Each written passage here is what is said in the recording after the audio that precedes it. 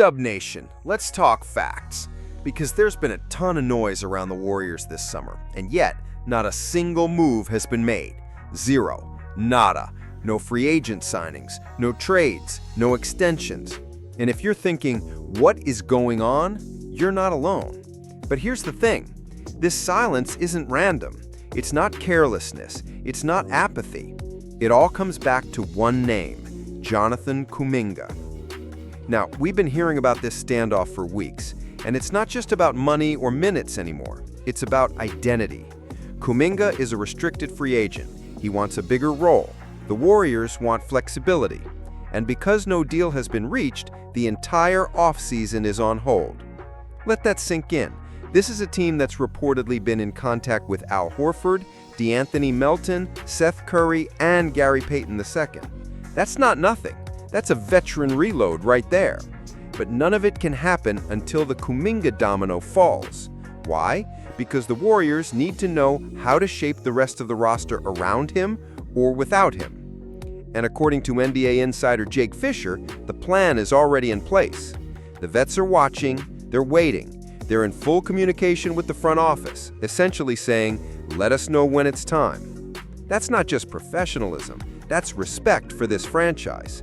That tells you the Warriors still carry weight in this league. Let's zoom in on Al Horford because his name keeps coming up. Some reports even said the deal was done. It's not, but it's close. And here's what you need to remember. Horford might be 39, but he's not washed. He just helped Boston win a title. He started for a championship team. He guarded Giannis. He played huge minutes in the playoffs. And he did it with poise, toughness, and elite basketball IQ. This is the kind of guy the Warriors love. He doesn't need touches. He doesn't chase stats. He defends, spaces the floor, and holds it down in big moments. Imagine Horford rotating with Draymond. Imagine the composure in crunch time. That's not a splashy move. That's a smart move. And the best part? The Warriors are confident they'll land him. Fisher said it straight up. Horford is basically waiting for the Kuminga situation to be resolved. Once that happens, the Warriors will have their front court veteran in place. Now, some fans are frustrated with how long this is taking. I get it. Other teams are loading up. The West is stacked. Denver, OKC, Minnesota, even Houston just added Kevin Durant.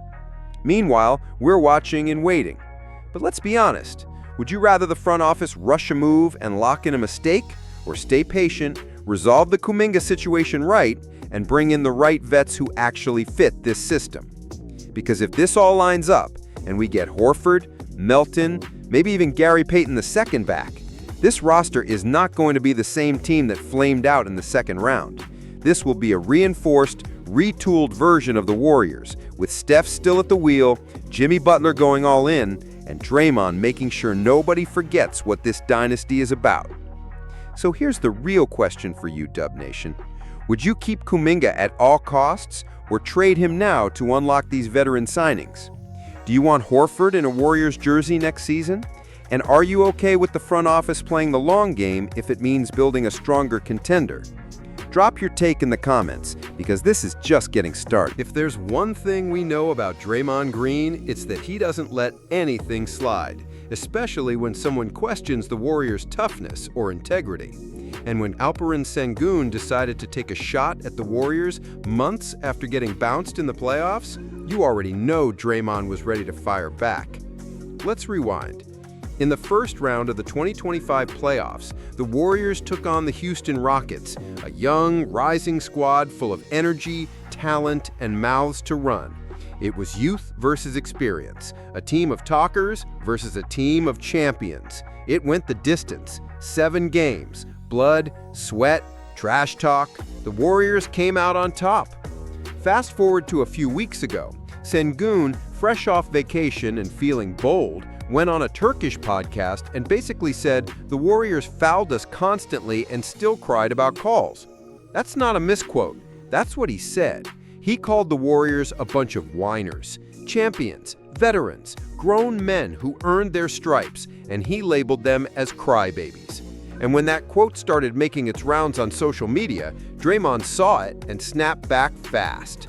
On Threads, Draymond hit him with 2 cold lines. That's a tough thing to say after you lose.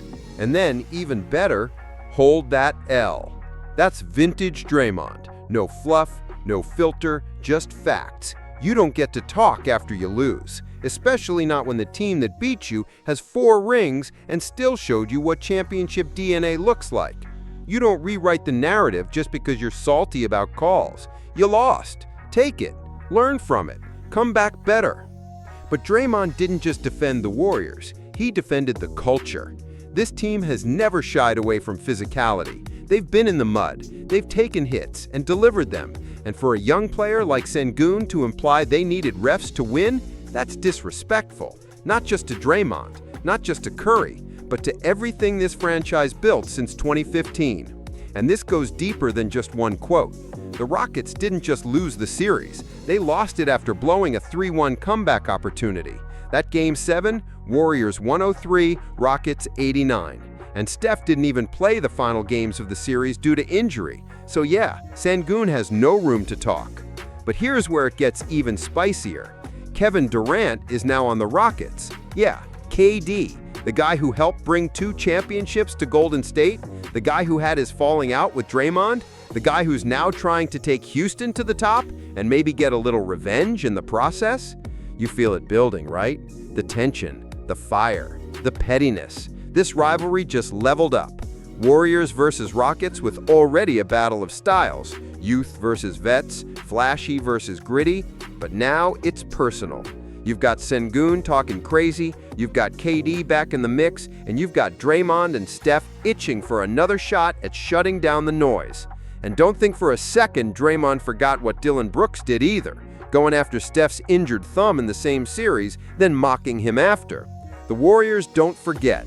They circle dates, they store receipts, and you better believe those Rockets games this season will be must-watch TV. So I want to hear from the Dub Nation faithful. Do you like the Draymond clap back at Sengun? Is the Rockets rivalry officially the hottest in the West again? And how do you feel about KD trying to run it back with Houston against the squad he once helped build? Hit the comments. We need your takes on this one. Amidst all the off-season noise, Kuminga's contract, rumors about Al Horford, Draymond clapping back at the Rockets, there's one steady force holding this entire thing together: Stephen Curry. While the front office works in the shadows and fans debate signings, Steph is already in motion, already preparing, already visualizing October 21 when the Warriors tip off the season in Los Angeles against LeBron and the Lakers.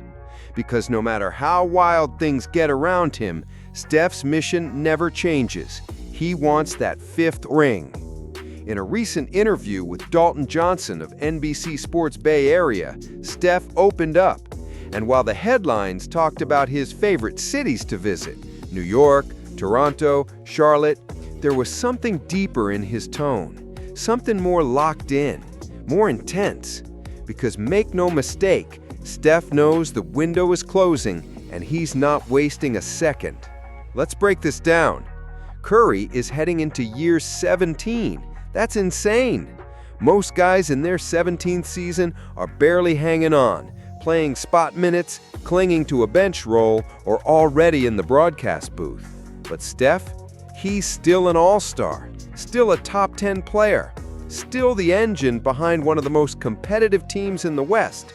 He's not here for nostalgia. He's not here for farewell tours. He's here to win. And this season matters more than ever. Why? Because the dynasty isn't what it once was. Klay Thompson is gone. KD is now the enemy. The Warriors brought in Jimmy Butler, but this is no longer the super team version of Golden State. This is the gritty, battle-tested, edge of their prime squad trying to squeeze one more run out of greatness. And Steph knows he's the heartbeat of that push. Just listen to how he reacted to the 2025-26 schedule. 15 back-to-backs, 5 in the first 17 games, a brutal grind. Did he complain? No. He said, everybody's got to play 82. We hope to get through it. That's not just leadership, that's a warrior mentality. No shortcuts, no excuses, just get it done. He knows the challenges. He knows the West is younger, deeper, and hungrier than ever. He knows the Rockets added Durant. He knows Minnesota and Denver aren't going anywhere. But that's never shaken him before. It's never stopped him from pulling up from 35, breaking defenses in half, and carrying this franchise with nothing but heart, skill, and swagger. And the scariest part for the rest of the league? He still believes. Steph believes in this core. He believes in Draymond, even with the baggage. He believes in Jimmy Butler's fire. He believes in the young guys like Moody, Podziemski, and TCD stepping up. And yes, he believes in the front office to land the right vets, starting with Horford, once this Kuminga saga is over. This isn't a rebuild. It's not even a reboot. This is a reload. And as long as Curry is wearing that number 30 jersey, this team has a shot. So if you're doubting him, you haven't been paying attention for the last 16 years. This is the guy who changed the game, who turned shooting into an art form, who turned a struggling franchise into a global dynasty. And now he wants one more banner, one more Finals MVP, one more ring to solidify the legacy. The clock is ticking, the urgency is real, but the confidence unshaken. So now, Dub Nation, it's your turn. Do you believe Steph can win a 5th ring with this roster? What does Curry still mean to this team in this city? And are you all in for one more ride with number 30 leading the way? Tell us in the comments. Let the world know the Warriors might be aging, but with Steph locked in, we are far from done.